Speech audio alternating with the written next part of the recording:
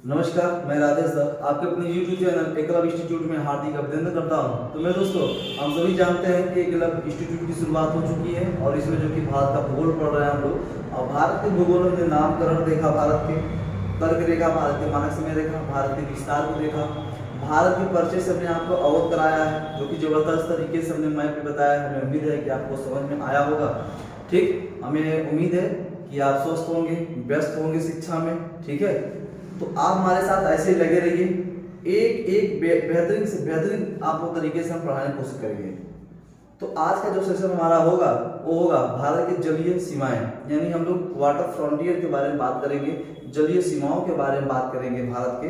ठीक है, इसके बारे में बात करेंगे। तो चलिए शुरू करते हैं आज का सेशन।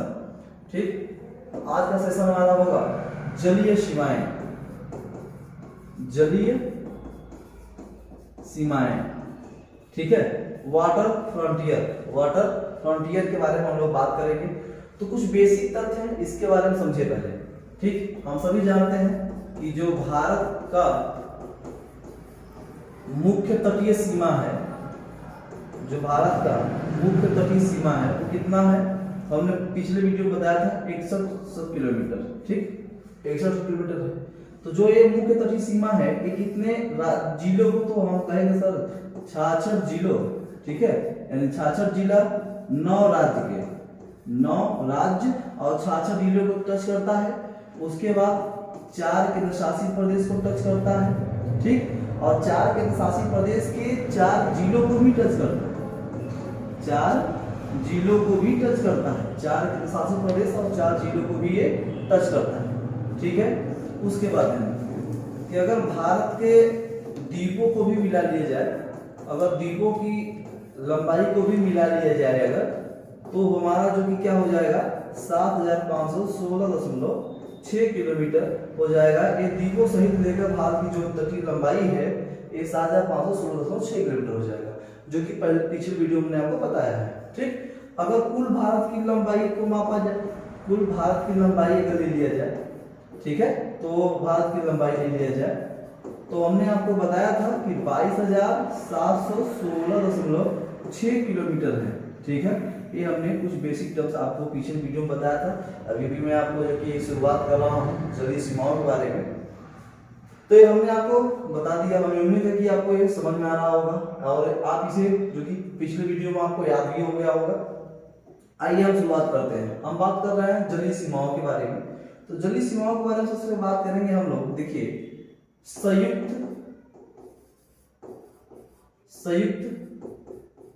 राष्ट्र समुद्री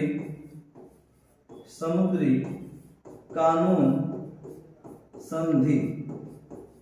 ठीक, संयुक्त राष्ट्र समुद्री कानून संधि, जिसे हम लोग क्या कहते हैं UNCLOS। ठीक है, तो हम लोग इंग्लिश में इसे क्या कहते हैं दोस्तों, यह जो कि संयुक्त राष्ट्र समुद्री कानून संधि एक कानून बनाया गया था।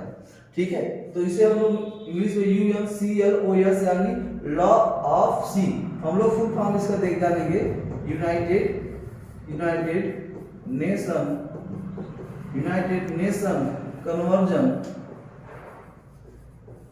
कन्वर्जन। ठीक है, convention on the law of sea, law of sea, ध्यान रखिएगा, united nation convention on the law of sea, इसे हम लोग शॉर्ट में कहते हैं लॉ ऑफ सी।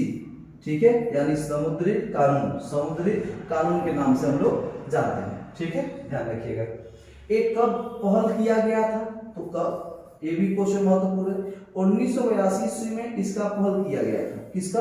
संयुक्त राष्ट्र समुद्री कानून संधि का कब पहल किया गया था, तो 1982 में। ठीक है, लेकिन ये प्रभावशील कब बना, ध्यान रखिएगा, ये प्रभाव में कब आया, ये प्रभाव में आया दोस्तों 1994 ईस्वी में।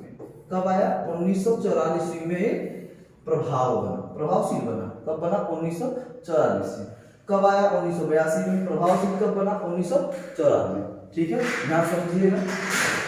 आगे की ओर बात करते हैं। ठीक, तो चलिए शुरू करते हैं हम भाई। ये हमने देखा कि ये कब पहल हुआ 1982 में, प्रभावशील कब बना 1994 में। ठीक है, तो आगे की ओर हम समझते हैं। अब हम बात करेंगे इसके आगे, ठीक, इसके आगे बात करेंगे कि एक अंतर्राष्ट्रीय समझौता हुआ था, अंतर्राष्ट्रीय समझौता, एक अंतर्राष्ट्रीय समझौता हुआ था। उस अंतर्राष्ट्रीय समझौते में कहा गया था कि जितने भी विश्व के सागर, जितने भी क्या है, विश्व के सागर और महासागर, विश्व के सागर और जितने भी महासागर हैं, ठीक है, तो सभी देशों को क्या किया गया था, अधिकार दिया गया था। ठीक है, क्या दिया गया था, अधिकार दिया गया था। ध्यान समझिएगा कि एक अंतर्राष्ट्रीय समझौता हुआ था और उस अंतर्राष्ट्रीय समझौते के अंतर्गत कहा गया कि जितने भी देश हैं, सॉरी, जितने भी विश्व के सागर और महासागर हैं, सभी देशों को उस पे अधिकार दिया गया। क्या दिया गया, अधिकार दिया गया। उसके बाद जब ये अधिकार दिया गया तो मेरे दोस्तों हुआ क्या कि समुद्री कानून भी बनाया गया, समुद्री कानून, समुद्री संसाधन कानून, संसाधन कानून, समुद्री संसाधन कानून बनाया गया। और जब समुद्री संसाधन कानून जब बनाया गया था तो समुद्री संसाधन कानून को, ठीक है, जब ये बनाया गया तो इसको क्या हुआ कि समुद्री संसाधनों को 3 भागों में विभाजित कर दिया गया। जो संसाधन थे, जो संसाधन थे उसे कितने भागों में विभाजित किया, 3 भागों में। कितने भागों में दोस्तों, 3 भागों में विभाजित कर दिया गया। ठीक है, कितने भागों में, 3 भागों में विभाजित किया गया। तो 3 भाग कौन कौन से हैं ये देखिए, ठीक, 3 भाग कौन कौन से हैं ध्यान रखिए। तो आपके जो 3 भाग हैं, पहला जो आपका है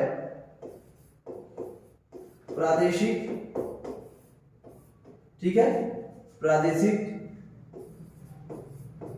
जल सागर, ठीक है। दूसरा आपका है आपका संलग्न, संलग्न क्षेत्र, ठीक। और तीसरा आपका है अनन्य आर्थिक क्षेत्र, अनन्य आर्थिक क्षेत्र, ठीक है। आइए इंग्लिश में जानते हैं, इसे हम लोग टेरिटोरियल सी कहा जाता है इसे इंग्लिश में, ठीक है। इसे कॉन्टिग्यूज कहा जाता है इंग्लिश में, कॉन्टिग्यूज जोन, ठीक। और इसे हम लोग एक्सक्लूसिव इकोनॉमिक्स जोन, ठीक, एक्सक्लूसिव इकोनॉमिक्स जोन। ये प्रादेशिक सागर, संलग्न क्षेत्र और अनन्य आर्थिक क्षेत्र, ये 3 भागों में विभाजित किया गया, 3 भागों में विभाजित किया गया, ठीक है। वीडियो में तेजी होगी, धीमा करके देख सकते हैं दोस्तों, ठीक। आगे की ओर अब हम लोग थोड़ा मैप पे समझेंगे इनके बारे में, मैप पर तो ध्यान रखिएगा। आइए मैप पे समझाते हैं हम आपको, ठीक, ठीक है। जैसे मानिए कि ये कोई तट है, ये किसी भूमि का किनारा है, ये क्या है, किसी भूमि का किनारा है, ठीक। एक कोई तट है, ध्यान रखिएगा। और जैसे हम देखेंगे कि भारत के जो तटीय क्षेत्र है, वो भारत तटीय क्षेत्र मैप में देखेंगे क्या, तो मैप में हम देखेंगे तो सीधा है, लेकिन जमीन देख करके देखेंगे तो वो टेढ़ा मेढ़ा है, काफी टेढ़ा मेढ़ा है। तो उसको सीधी एक रेखा, जिसे कल्पित रेखा के नाम, कल्पित रेखा दिया गया, नाम दिया गया, तो सीधी रेखा एक खींचा गया है। क्या खींचा गया है, एक सीधी रेखा खींचा गया है। तो इसे ही हम लोग कहते हैं आधार रेखा। क्या कहते हैं, आधार रेखा। इसे हम लोग क्या कहते हैं, आधार रेखा, ठीक है। ये आधार रेखा है, ध्यान रखिएगा, मैप पे समझा रहे हैं आपको। तो जो बीच में ये जगह आपको दिख रहा है बच्चा, जो आपको जगह दिख रहा है मेरे दोस्तों, इसे हम लोग क्या कहते हैं, तो इसे हम लोग आंतरिक जल कहते हैं, इंटरनल वाटर, आंतरिक जल, ठीक है। इंटरनल वाटर, इंटरनल वाटर की संज्ञा दिया गया है इसे, इंटरनल वाटर की संज्ञा इसे दिया गया, ठीक है। इंटरनल वाटर क्या होता है, हम जानते हैं कि जो भूमि का जो किनारा या तट होता है, ठीक है, जो तट होता है, तो उनके किनारों पे जो छोटे छोटे खाड़ियां होती है, जो छोटे छोटे खंडों में जो खाड़ियां होती हैं, ठीक है, उन खाड़ियों को ही क्या कहा जाता है, आंतरिक जल यानी इंटरनल वाटर की संज्ञा दिया गया है। ये जानिएगा। ठीक, आगे की ओर आप बात समझिएगा कि आधार रेखा से 12 नॉटिकल मील को हम लोग समुद्री मील भी कहते हैं, या समुद्री मील को नॉटिकल मील भी कहते हैं, ध्यान रखिएगा। ठीक है, तो ये जो बनाया जा रहा है, ध्यान रखिएगा कि आधार रेखा से 12 नॉटिकल मील को हम लोग क्या कहते हैं, प्रादेशिक, जो भी ऊपर हमने बताया है ये प्रादेशिक क्षेत्र है। ठीक, और आधार रेखा से 24 नॉटिकल मील, कितना नॉटिकल मील, 24 नॉटिकल मील, ठीक है, 24 नॉटिकल मील के क्षेत्र को हम लोग क्या कहते हैं, संलग्न क्षेत्र के नाम से जानते हैं। और उसके बाद 200 नॉटिकल मील, आधार रेखा से 200 नॉटिकल मील के क्षेत्र को हम लोग, ठीक है, अनन्य आर्थिक क्षेत्र के नाम से हम लोग जानते हैं। ठीक, हमें उम्मीद है कि आपको समझ में आ रहा होगा। और उसके बाद कि 200 मील के बाद आता है आपका हाई सी, क्या आता है, हाई सी, यानी इसे हम लोग क्या कहते हैं, उच्च सागर, क्या कहते हैं, उच्च सागर। ठीक है, 200 नॉटिकल मील के बाद क्या आता है आपका, उच्च सागर आता है। तो अब हम ये सब मैप पे देखेंगे, भारत के मैप पे देखेंगे। ठीक है, ये भारत ही नहीं, किसी कोई भी देश हो उसको ये अधिकार दिया गया है। ठीक है, ये अधिकार दिया गया है। चलिए आइए हम मैप की ओर देखते हैं। हमें उम्मीद है कि आपको समझ में आ रहा होगा। तो दोस्तों देखो, जीवन में कभी घबराए नहीं। जितना जीवन है उतना मुश्किल नहीं है जितना हम लोग बना दिए हैं। ठीक है, उतना होता क्या है कि जीवन में दोस्तों की केवल शिक्षा से जुड़े जितने भी व्यक्ति, अगर आप शिक्षा से जुड़े हैं तो शिक्षा कभी धोखा नहीं देती, शिक्षा कभी धोखा नहीं देती। ठीक, तो शिक्षा हमेशा आपका साथ देता है, एनी टाइम आपका साथ देता है, कभी वो आपका साथ नहीं छोड़ेगा अगर आप अच्छे तरीके से शिक्षा को ग्रहण किए हैं तो। बात समझ रहे हैं? तो चलिए शुरुआत करते हैं। हमें उम्मीद है कि ये आपको समझ में आ रहा होगा। शिक्षा जो कि दुनिया का सबसे बड़ा शस्त्र है, न इसे कोई खरीद सकता है, न कोई इसे बेच सकता है। बात समझिएगा, केवल हम लोग काल्पनिक रूप से एक दूसरों को बता सकते हैं, शिक्षा दे सकते हैं। जैसे मैं आपको बता रहा हूं, तो आप अगर सीखेंगे तो आप दूसरों को बताएंगे। तो जितने भी जो शिक्षा से वंचित हैं उनको शिक्षा, उनके पास तक शिक्षा पहुंचाने का कोशिश करें। ठीक है, जो इसी से वंचित है, ताकि वो भी पढ़ लिख के कुछ बने, अपने लक्ष्य तक पहुंचे, अपने समाज, अपने देश को आगे बढ़ाएं।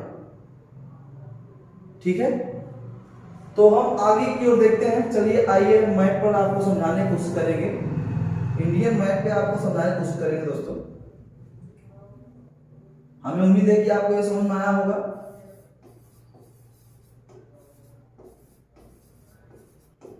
इंडियन मैप, ठीक, आइए इंडियन मैप की ओर चलते हैं हम। ठीक है, इंडियन मैप की ओर चलेंगे और बेहतरीन तरीके से हम लोग इन क्षेत्रों के बारे में विशेषतर चर्चा करेंगे। ठीक है, चर्चा करेंगे और हम समझने का कोशिश भी करेंगे।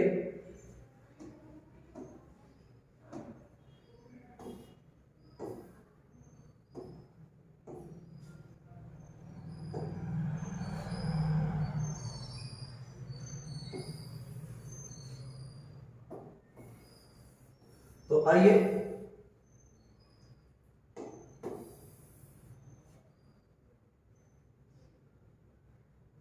चलिए शुरू करते हैं। ये भारत का मैप है, हम लोगों के सामने आ गया है। ठीक है, तो मेरे दोस्तों ये क्या है, भारत का जो कि ये तट है, ये भारत क्या है, तट है।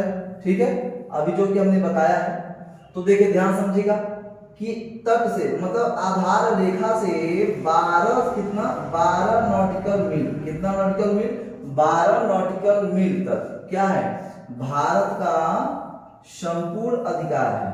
12 नॉटिकल मील, यहाँ देखिएगा 12 नॉटिकल मील तक जो है ये क्या कहलाता है, प्रादेशिक क्षेत्र, ये प्रादेशिक सागर, ठीक है, प्रादेशिक सागर कहलाता है। जब प्रादेशिक सागर है इस पे क्या है, भारत का संपूर्ण अधिकार है, भारत का संपूर्ण क्या है, अधिकार है, ध्यान रखिएगा, इस पे भारत का संपूर्ण अधिकार है। बिना परमिशन का कोई भी सीप समुद्री संसाधन, ठीक है, बिना परमिशन का इसके अंदर प्रवेश नहीं कर सकेगा। अगर बिना परमिशन का कोई अगर प्रवेश भी कर रहा है तो भारत उसको क्या करेगा, ब्लास्ट करवा देगा, ठीक है। बिना परमिशन का कोई अगर प्रवेश करा तो भारत क्या कर देगा, तो मिसाइल से तुरंत ब्लास्ट करा देगा, वो पूछेगा नहीं, ठीक है। क्यों, क्योंकि आपने परमिशन नहीं लिया है, कि मेरा अधिकार है, इस पे संपूर्ण मेरा अधिकार है, तो जी जहां पे मेरा अधिकार होगा तो वहां पे आपको परमिशन लेना पड़ेगा, बिना परमिशन का आपका एंट्री नहीं है, ठीक है, ध्यान रखिएगा। तो एक प्रादेशिक क्षेत्र है, इस पे भारत का पूरा अधिकार है, ठीक। कुछ बेसिक टर्म्स आपको हम बताना चाहते हैं कि एक समुद्री मील होता है ना, कि एक समुद्री मील बराबर कितना होता है, तो एक समुद्री मील बराबर 1.852 किलोमीटर, ठीक है, एक समुद्री मील बराबर 1.852 किलोमीटर के बराबर होता है। हम लोग समुद्र की गहराई को किससे मापते हैं, फैदम से, किससे मापते हैं, फैदम से मापते हैं। तो एक फैदम बराबर कितना होता है मेरे दोस्तों, तो 6 फीट होता है, कितना फीट होता है, 6 फीट होता है, ध्यान रखिएगा, एक फैदम बराबर 6 फीट होता है। और वो होता है, आप ध्यान रखिएगा कि जो समुद्री हवाएं होती हैं उनकी गतियों को किससे मापते हैं, तो समुद्री हवाओं की गतियों से के नॉट से मापते हैं। तो एक के नॉट बराबर कितना होता है, 0.51 मीटर प्रति सेकेंड, मीटर प्रति सेकेंड, ठीक है। ये कुछ बेसिक टर्म्स हो गए, इसको याद रखिएगा। आइए शुरू करते हैं हम लोग।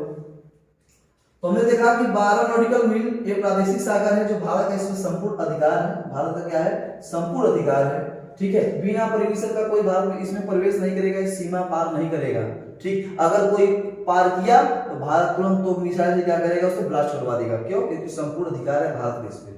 हम आगे की बात करते हैं कि आधार रेखा से 24 नॉटिकल मील, कितना, 24 नॉटिकल मील, ठीक है, 24 नॉटिकल मील। ये जो 24 नॉटिकल मील है इसे हम लोग क्या, कौन क्षेत्र का नाम दिए हैं, संलग्न, क्या, संलग्न क्षेत्र, ठीक है, ये संलग्न क्षेत्र है।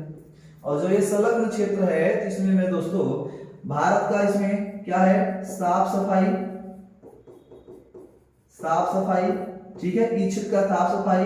उसके बाद यहाँ पे मैं लिख दे रहा हूँ 24 नॉटिकल मील, 24 नॉटिकल मील वाला जो संलग्न क्षेत्र है, संलग्न जो क्षेत्र है इसमें भारत क्या करता है, आइए थोड़ा सा हम बात करना चाहते हैं। देखिए इसमें भारत क्या करता है, इसका साफ सफाई का ध्यान रखता है, ठीक। उसके बाद सीमा शुल्क, क्या, सीमा शुल्क और वृत्तीय शुल्क, ठीक, वृत्ति शुल्क। यानी ये कहने का आशय ये है कि अगर कोई इसमें प्रवेश करता है, अगर कोई समुद्री संसाधन इसमें प्रवेश करता है तो उसे सीमा शुल्क देना पड़ेगा, क्या देना पड़ेगा, सीमा शुल्क देना पड़ेगा। पहली बात, अगर प्रवेश किया फिर वापस भी चला गया तब भी उसे सीमा शुल्क देना पड़ेगा, तब भी सीमा शुल्क उसे देना पड़ेगा। और साफ सफाई का भी शुल्क देना पड़ेगा, कैसे, क्योंकि आप आए यहाँ पे प्रदूषण हुआ, ध्वनि प्रदूषण हुआ, ठीक है, ध्वनि प्रदूषण का भी आपको शुल्क देना पड़ेगा। बात समझ में आया। तो 24 नॉटिकल मील आधार रेखा से 24 नॉटिकल मील तक भारत का अधिकार है, साफ सफाई का, सीमा शुल्क का, वृत्ति शुल्क का आपसे वसूल सकता है, ठीक है। कोई भी देश अगर इसके बॉर्डर को क्रॉस करता है तो उसे सीमा शुल्क देना पड़ेगा, क्रॉस किया फिर वापस हुआ तब भी उसे देना पड़ेगा, ये ध्यान रखिएगा। चलिए आगे की ओर हम बात करते हैं।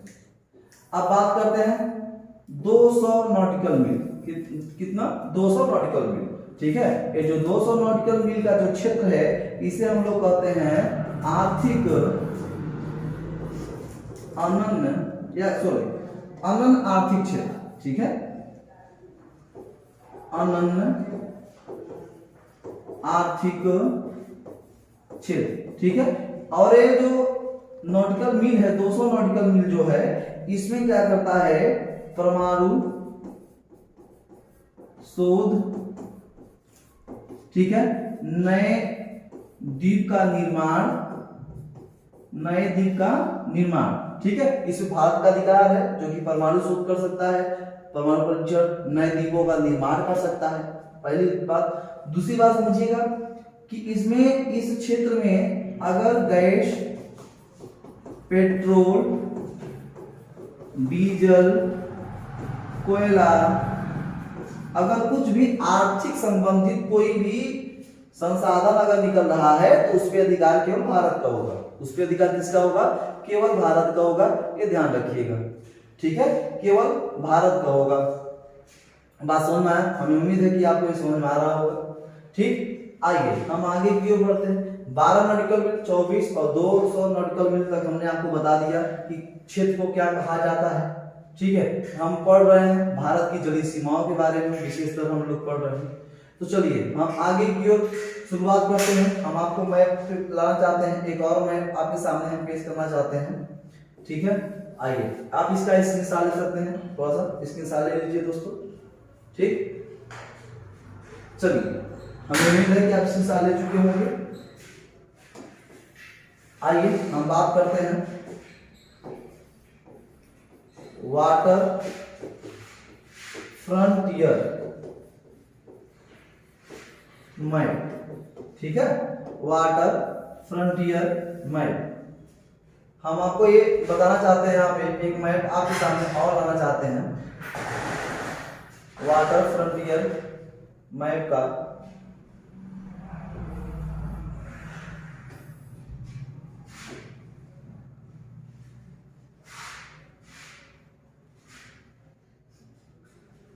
चलिए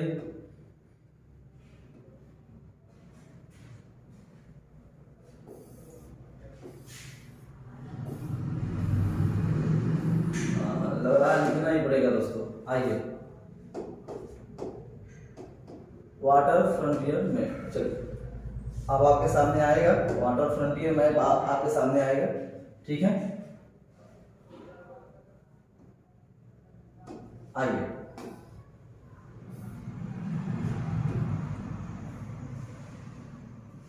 ठीक, चलिए हम ले चलते हैं आपको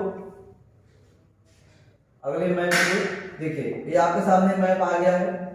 हमें बताना चाहते हैं कि जब कोई देश जब कोई दो देश एक दूसरे के नजदीक हो, जब कोई दो देश एक दूसरे के नजदीक हो तो कैसे, अभी देखिए 12-24 नॉटिकल मील से श्रीलंका नजदीक है, तो कैसे देखिए, यही मैं आपको समझ चाहता हूँ कि देखिए मेरे दोस्तों, ए क्या है, ए क्या है, अनंत आर्थिक क्षेत्र यानी 200 नॉटिकल मील का क्षेत्र मैं आपको बता रहा हूँ, ठीक है, ध्यान रखिएगा। ये देखिए भारत का ये क्षेत्र है, 12 नॉटिकल मील, 24 नॉटिकल मील और 200 नॉटिकल मील, ठीक है, 12, 24 और 200 नॉटिकल मील। और देखिए यहाँ पे श्रीलंका है, क्या है यहाँ पे, श्रीलंका, यहाँ श्रीलंका से साइड कर दिया गया है। और उसके बाद ध्यान रखिएगा, देखिए यहाँ पे लाया गया है, ठीक है, यहाँ पे लाया गया है। तो ये क्या है, भारत के जो कि जलीय सीमा है, यहाँ पे बता दे रहा हूँ 12, 24 और 200 नॉटिकल मील। जैसे 200 नॉटिकल मील के पार होगा तो आता है आपका उच्च सागर। क्या आता है, उच्च सागर। उच्च सागर कहाँ आता है, 200 नॉटिकल मील के क्षेत्र के बाद उच्च सागर यानी हाई सी शुरुआत होती है। और हाई सी पर क्या होती है, हाई सी यानी उच्च सागर पे सभी देशों का समान अधिकार होता है। सभी देशों का समान अधिकार होता है हाई सी पर। अगर यहाँ पे कोयला, पेट्रोल, डीजल, गैस कुछ भी अगर निकल रहा है तो सभी देशों का समान अधिकार होता है। लेकिन 200 मील तक भारत का अधिकार हो। देखिए भारत ही नहीं, कोई भी देश हो, ठीक है, कोई भी देश हो, अगर वो उसको अधिकार दिया गया है वो उसके क्षेत्र में आएगा। उसके क्षेत्र के बाद जैसे उच्च सागर, तो सभी देशों का समान इसमें अधिकार है, ठीक है। तो ये हमने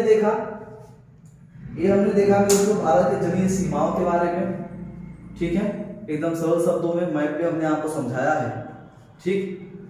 तो ऐसे उम्मीद है कि हम आपके सामने अच्छे से वीडियो लाने की कोशिश करेंगे, अच्छे से कंटेंट मैटर लाने की कोशिश करेंगे और अच्छे से पढ़ाने की कोशिश करेंगे, ठीक। वीडियो में तेजी होगा तो धीमे करके देख सकते हैं। कोई भी प्रॉब्लम होगा पढ़ाई संबंधी तो कमेंट बॉक्स में आप जो कि लिख सकते हैं, ठीक है, ताकि आगामी वीडियो में हम सुधार कर सके।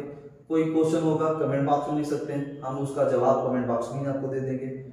ठीक है, तो बस आज के लिए इतना ही। तो दोस्तों दीजिए इजाजत, जय हिंद।